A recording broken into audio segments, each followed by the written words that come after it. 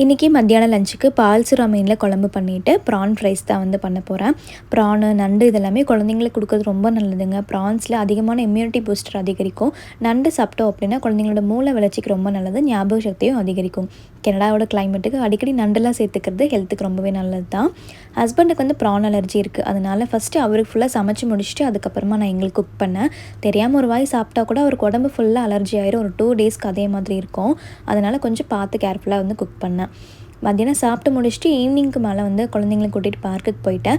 கொஞ்சம் நேரம் விளையாட வச்சுட்டு இருக்கும்போது ஹஸ்பண்ட் வந்து வாக்கிங் போகலாம் வாங்கன்னு கூட்டிகிட்டு போனார். அவர் ரெகுலராக போயிட்டுருக்காரு. தெரியாமல் ஜாயின் பண்ணிக்கிட்டோங்க. போகிறக்கு ஒரு 4 கிலோமீட்டர், வரக்கு ஒரு 4 கிலோமீட்டர்னு சுத்தமாக என்னால் முடியல.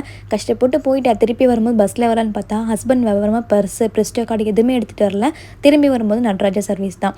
வரும்போது அம்மா மிஸ் வெளியே வந்தோம். என் பையன் என்ன சொல்கிறார் மட்டும் கேளுங்களேன். அவன் சரியான பிரியாணி பைத்தியம். நான் பிரியாணி சாப்பிட போகிறேன்.